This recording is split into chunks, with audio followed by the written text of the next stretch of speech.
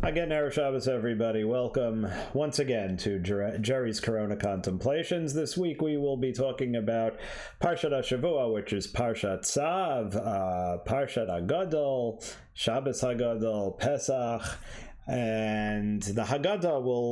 We'll see a few thoughts from the Haggadah. So let's jump right into it. This week's Parshat Tzav, deals with, of course, the continuing dedication of the Mishkan. When we are learning in memory of my great-grandfather, whose yahrzeit is the first night of Pesach, the Seder night, Le'ilui Nishmas Rav Yosef Berav Daniel Halevi, his neshama should have an aliyah. So like we said, Parshas Tzav again is dealing with the whole idea of the dedication of the Mikdash. And as we said last week, Sefer Vayikra is, of course, dealing with the Karbanot. And again, we find ourselves still in the midst of a period of great self-sacrifices. We have to give up on a lot of social interaction. We have to stay home. We can't daven with a minyan in many cases. In most cases, we have to deal with, just this whole idea of seclusion, and it's very, very difficult. But we have to keep in mind that the whole idea of sacrifice and why we have the sacrifices were as an atonement for ourselves, and the whole book of Vayikra deals with it. It's interesting. My wife Ruchi pointed out to me this morning that the Sefer Vayikra, Hashem is calling us. Hashem's calling us home. We have to use this time to think a lot, and we're going to talk a little bit more about that as we move through this. We move through some of these ideas. And when the Mikdash was dedicated, it was a time of great purity, a time of great cleansing, and that's really where we find ourselves. And we have to keep this in mind throughout this entire very, very difficult time. But it's something that we really have to pay attention to.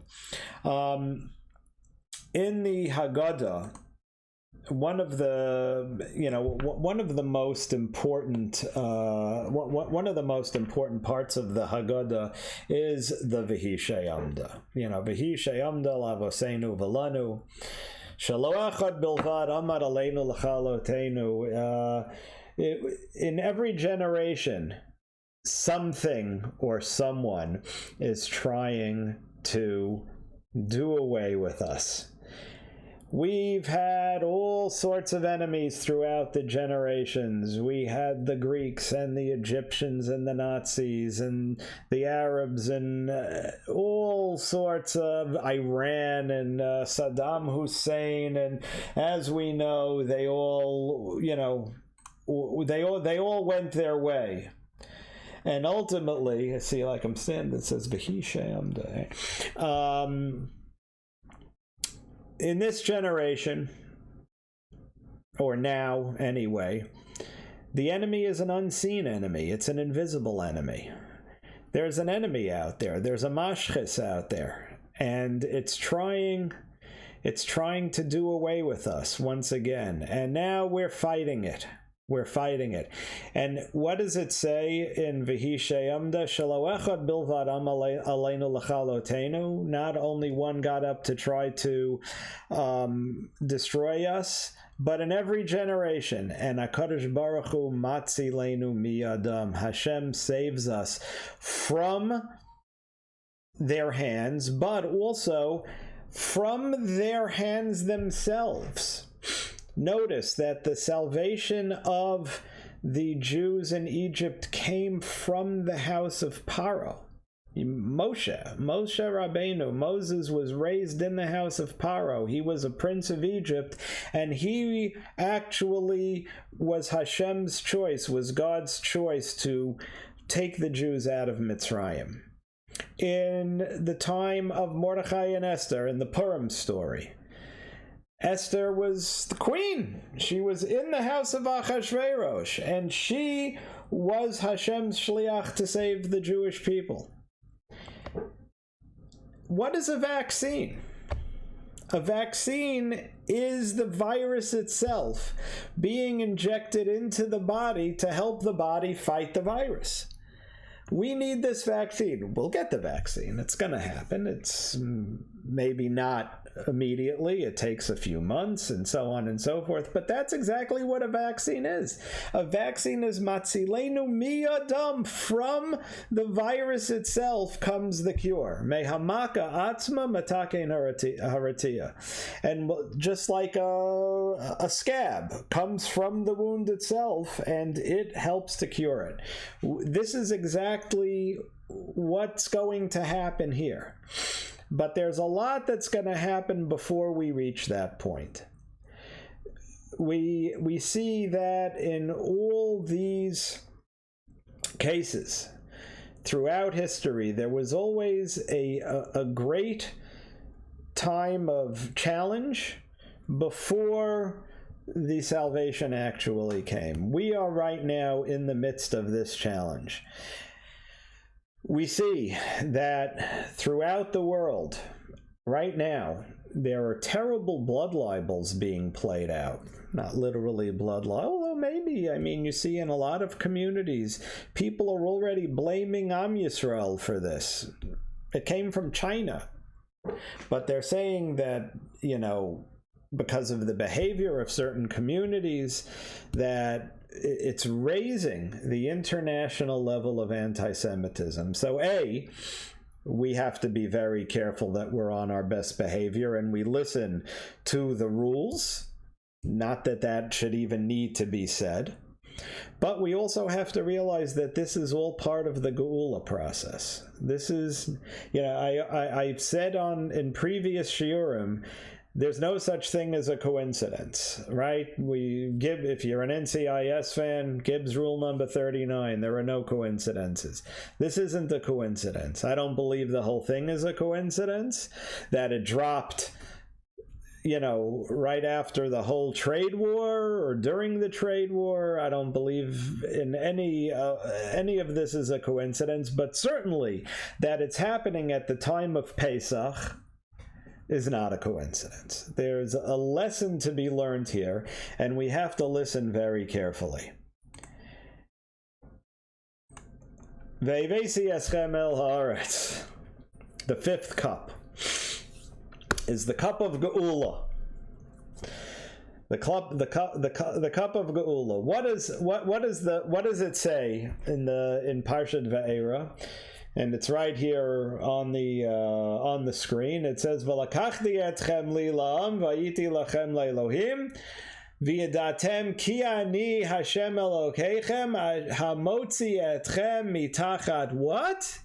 Sivlot Mitzrayim, the tolerance of Egypt, the tolerance of Chutz La'aretz, the tolerance of the Galut. And I said this at my oldest daughter Shendi's bat mitzvah, because her bat mitzvah was Parsha Va'era.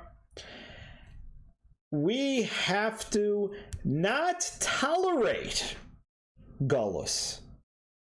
We can't tolerate it. What happened in Mitzrayim that 4/5 of Am Yisrael, Rachmana Litzlan, had to perish in Makas Choshech? Sivlot Mitzrayim. What happened? Very simple. We know that once the Makat Dam came, already there was no slavery anymore. And it was a year until, the whole thing with Makat Bechorot, and it took a whole year to go through the plagues. By that time already, the Jews had become Metzuyanim. Even before that, before they were slaves, they were Metzuyanim. But already they were free. They were opening up a Beis Medrash. They had opened up a shul, big shuls. They had stores, and all of a sudden comes Moshe Rabbeinu. Okay, we're going. We're going. Where are we going? We're going into the desert, to the land flowing with milk and honey. We're going where? No. We're staying here. I spoke to the Rosh Yeshiva, the Rosh Yeshiva says we have to, we're going to have a kollel community here. They opened up an Osharat, a bingo. They weren't going anywhere. So Moshe basically said, Berida Laban, nobody's staying.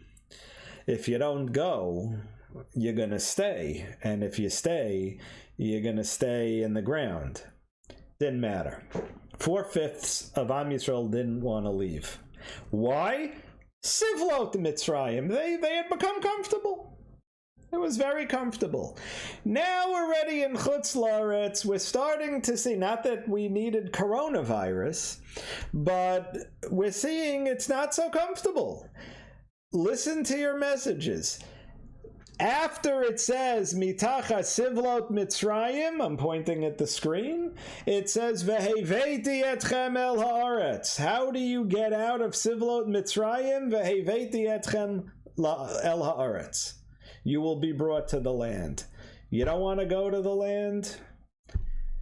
That is that's a mistake. That's sad. 1948, we got the message. 1967, we got a louder message. We've had messages the whole time. Now we're actually seeing blood libels. Hashem's firing a warning shot over our bow. The land is locked now. You couldn't get in if you wanted to. Now, Be'ezrat Hashem, that will change. But next time, if there is a next time, it might not change. So, Vahamei V'Yovin. I spoke earlier this week. We have a nightly shir. It was my turn to speak about the Haggadah, and I was asked to speak about Dayenu. So let's see a couple of thoughts on Dayenu. So Dayenu is a very esoteric. It's a strange hymn.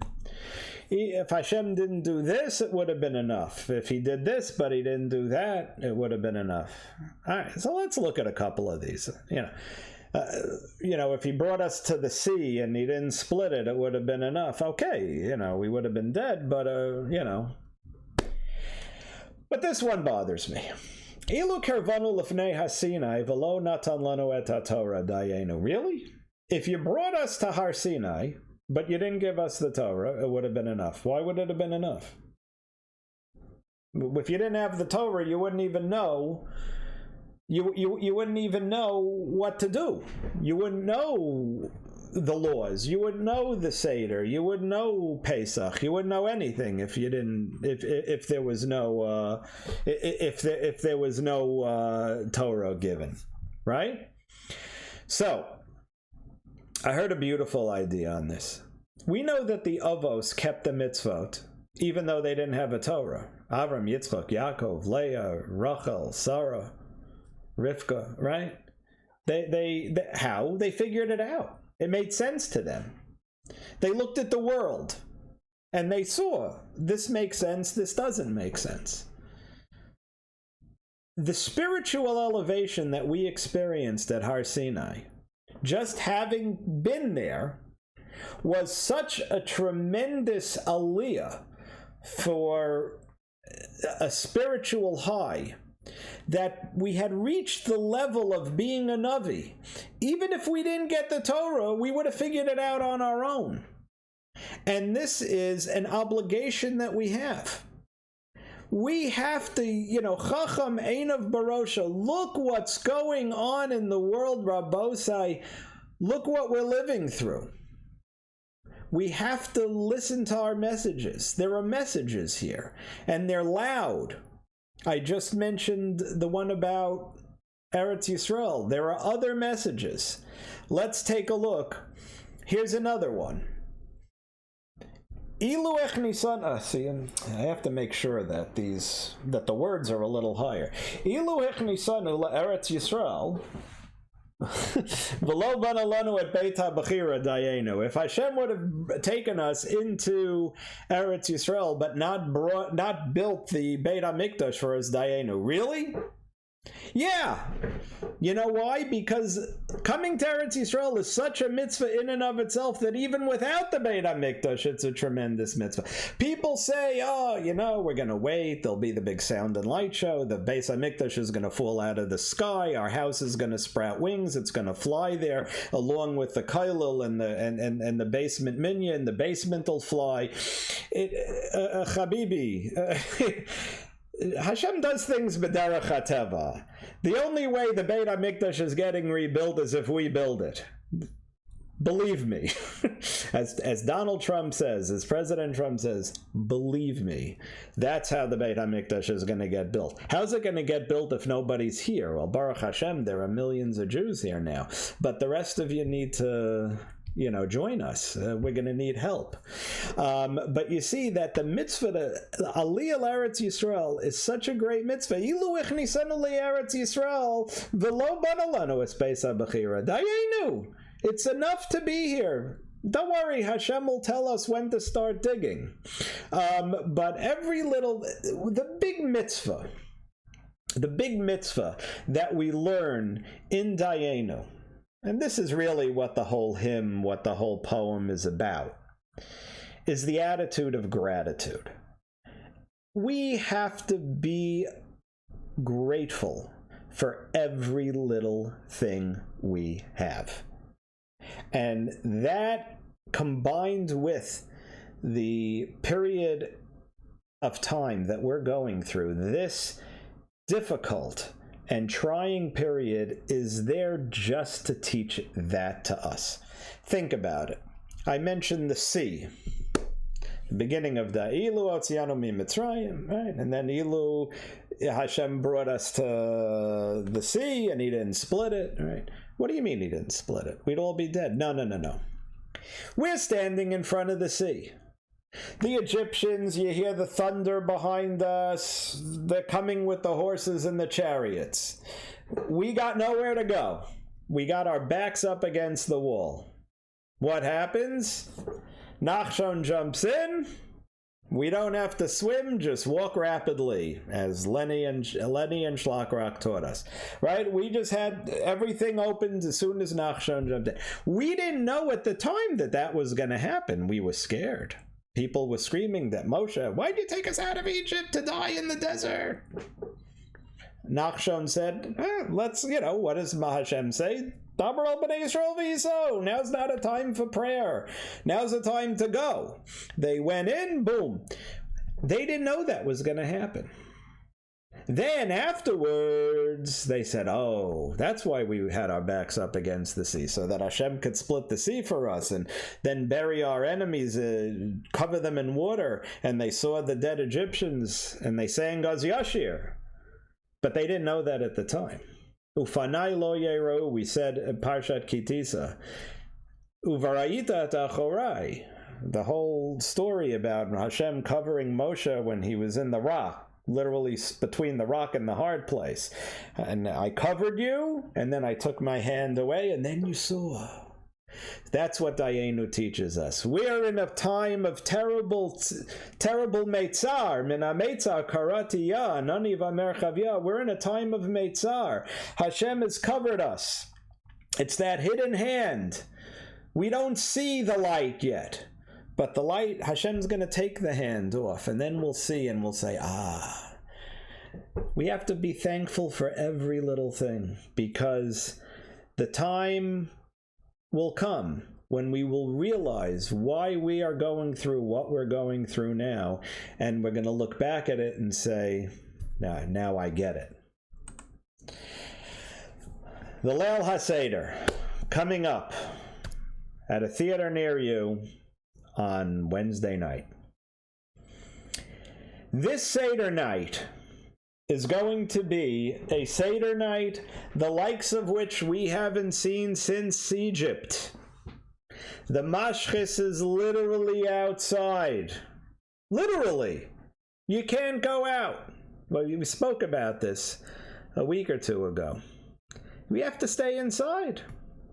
Just like they did the night of the Seder. All right, they painted the blood. We have the mezuzah, same idea.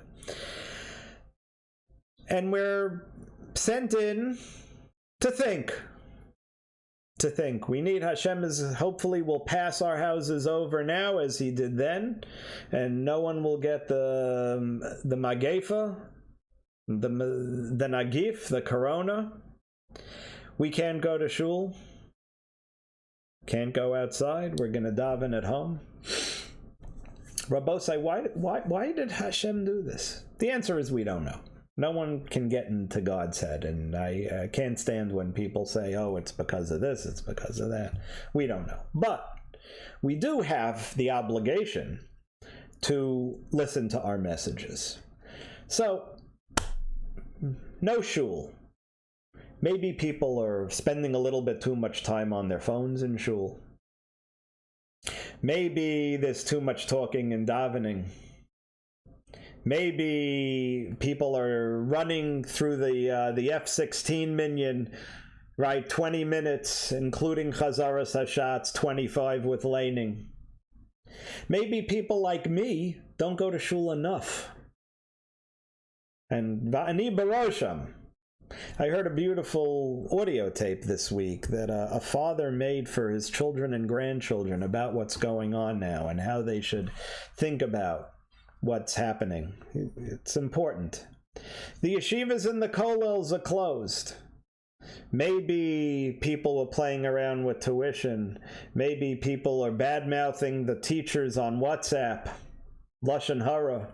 For the teachers and rabbanim, they get paid next to nothing. And they realize that their kid is the kid. I mean, my kid's, and they're not giving my child the right respect. And then they go on WhatsApp and Facebook and badmouth the teachers. Rabbosai, Pesach. You know, there was, speaking of Shlak Rock, God bless Lenny and my friend Yona and all the Shlak guys, but they had a song called Pesach at a hotel in California. Right? Or maybe that wasn't Shlak Rock, maybe it was Gershon Varoba, same idea. Actually, I think that was Gershon. But I went away for Pesach a couple of times. I went on a kosher cruise once. You know what an achilas gasa is? That's like, I mean, it's non-stop food, where you're eating to the point where you can't eat anymore, but you're still eating because you paid for it. That's the Tam of Mitzrayim. I mean, it was very nice to go away for Pesach. You know, it's nothing like sitting in a hot tub Erev Pesach when you'd be running around like a chicken without a head, you know, trying to, you know, get everything ready. But there's supposed to be Mesiras Nefesh for Pesach. You just close the whole house, no cleaning, no nothing. All right, listen, I'm not gonna, it's nice and everything, but Hashem didn't want it this year. Hashem sent us all to our rooms to figure out why we're being sent to our rooms. But I didn't do anything. Go to your room and come out when you figure out what you did wrong. That's what's going on here. And that's what each one of us has to do. Pesach was a time of going out. We went out of slavery. We went out of Sivlot Mitzrayim, the tolerance of Chutz La'aretz, the tolerance of the slave mentality.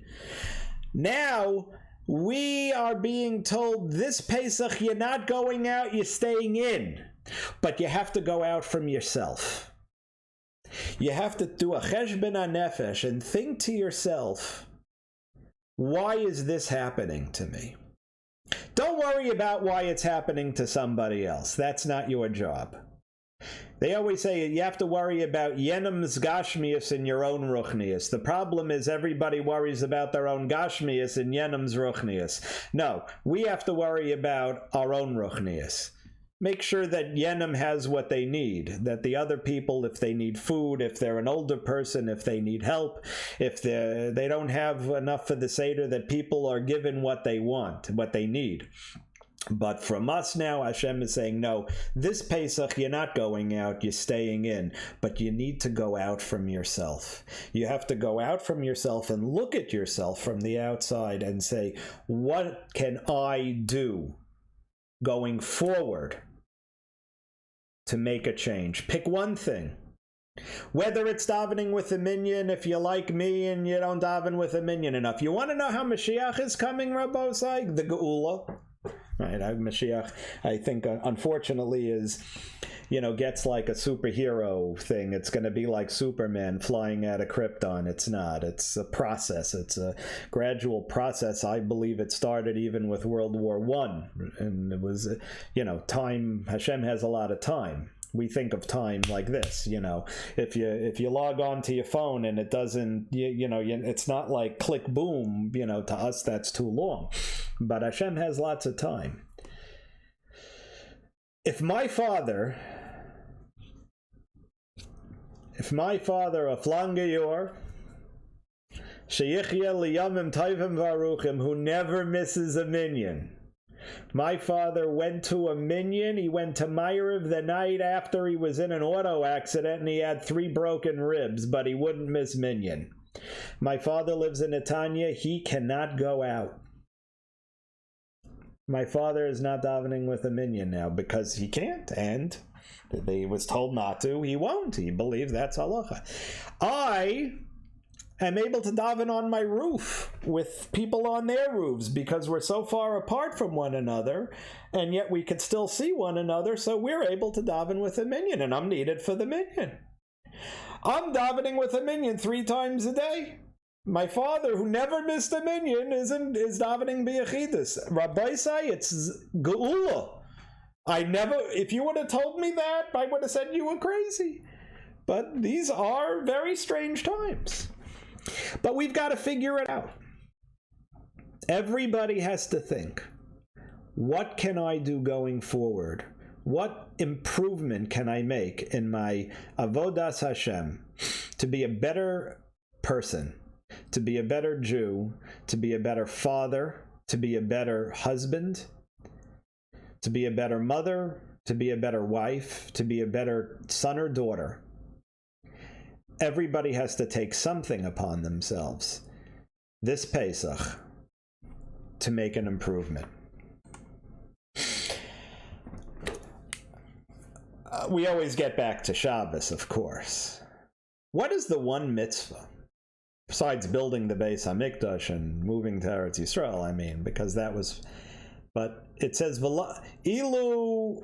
I forgot what it is. V'lo nasan lanu es haShabbos, nasan lanu es haTorah, v'lo nasan lanu es haShabbos, right? How did Shabbos get in there? How come it doesn't say lo nasan lanu es hilchos kashrus, or lo nasan lanu es alulav, or v'lo nasan lanu es Hanukkah candles? But Shabbos, because Shabbos is so important. Without Shabbos, the whole thing is meaningless. Not meaningless, but... Shabbos is, like I always said, it's your kartis manui, it's your membership card into Am Yisrael. And as we know, even in the Mikdash, when they were building the Beit HaMikdash, what could be holier than building the Beit HaMikdash? Came Shabbos, everything stopped. V'lo nasan lanu es haShabbos. But Hashem did give us the Shabbos. Baruch Hashem. And it should be Dayenu. Shabbos hi makara bracha. Don't roll on Shabbos. And again, this Shabbos, no one's rolling because all the bowling alleys are closed. Have an absolutely wonderful Shabbos. Have an absolutely wonderful Pesach. Have a meaningful Seder. And everybody spend a few minutes with your family, please, this Pesach night. Why am I going through these bidud? Why am I going through this time of isolation? And how are we going to go out from ourselves even while we stay in this Pesach? Rabbi say Chag Kosher v'Sameach, a Freilichen and a Kosher in Pesach.